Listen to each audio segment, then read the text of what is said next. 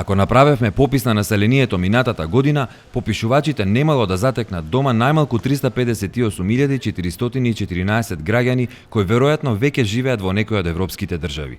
Анализата што ја направивме на податоците од Евростат покажува дека од последниот попис на населението во 2002 година до лани, вкупно 167.339 граѓани веќе станале државјани на ЕУ пред државата да стане дел од европското семејство.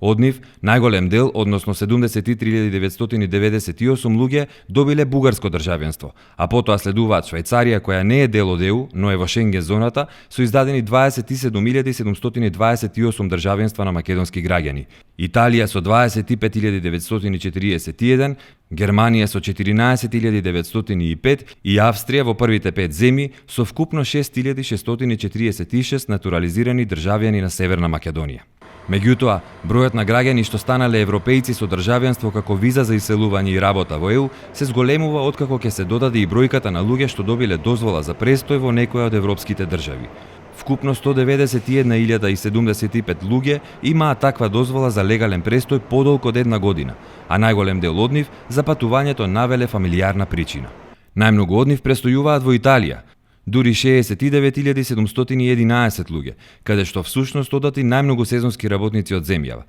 Потоа следува Швајцарија со издадени 65.560 дозволи, а во првите 5 земји се и Австрија со 21.058, Словенија со 12.693 и Белгија со издадени 4.232 дозволи за престој. Демографите што ги консултиравме велат дека пописот што е предвидено да се спроведе до година ќе даде прецизен податок колку граѓани живеат во моментот во земјата, бидејќи европските и светските стандарди што ќе се применат наложуваат да се евидентираат сите македонски граѓани кои што во моментот живеат тука, странци кои што престојуваат во земјава повеќе од една година и нашите граѓани што се надвор од земјава, но не подолго од една година.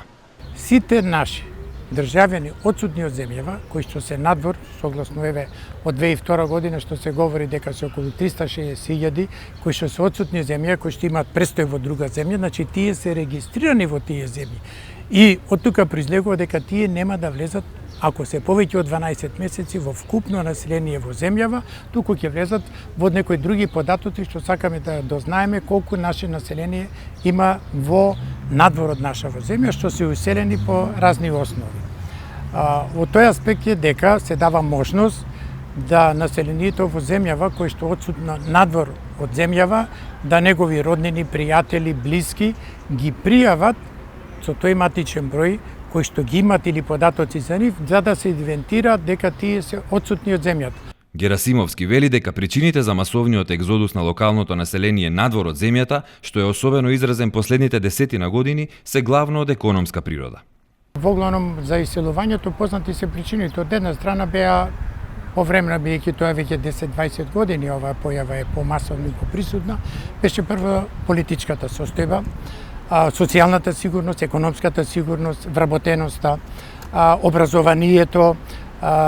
стандардите кои што се применуваат мери систем за унапредување, каде што младите вие можете да работите и 2, и 3, и 5, и 10, и 20 години и да тапкате, да не речем, во место, односно да не можете да унапредуват. За разлика, да не зборам дека и личниот доход, но сега мерете ги вие стандардите на животен стандард, колку ќе потрошите во една европска земја, колку ќе потрошите кај нас. Да не ја мериме само висината дека земате 2, 3, 5.000 евра, него вие да плаќате 1.000 евра за стан, овде плаќате 100-200 евра, не е секако еднак. Но причините се огламоти и ради сигурноста, безбедноста се заминуваше воглавно во последниот период. Според Герасимовски, иако се стравува дека почетокот на преговорите, а потоа и членството на земјата во ЕУ, ќе значи целосно отворање на вратите кон Европа и уште поголем бран на емиграции, сепак тој вели дека постои начин како да се запре тој негативен тренд. Иселувањето, доколку се подобрат условите со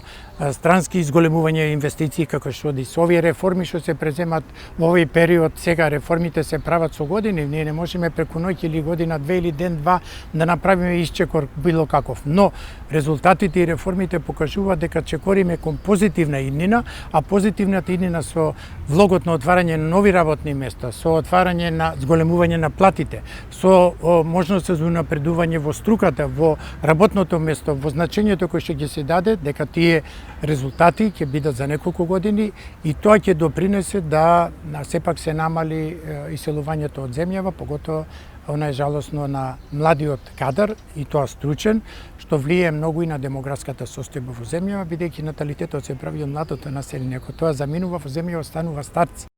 Инаку, последниот попис проведен во 2002 година покажа дека вкупното население на државата брои 2.022.547 луѓе. Според последните проценки на Заводот за статистика пак, во земјава има над 2.077.000 луѓе. Меѓутоа, Герасимовски објаснува дека тоа не се најверодостојни проценки, бидејќи не ги опфаќаат граѓаните што се иселуваат, оти ретко кој од нив се одјавува од земјава и со тоа не се евидентираат статистички. Се проценува дека најблиску до точниот број на граѓани што живеат сега во Северна Македонија е евиденцијата на Фондот за здравствено осигурување, во чија база на податоци се евидентирани вкупно 1.872.466 осигуреници.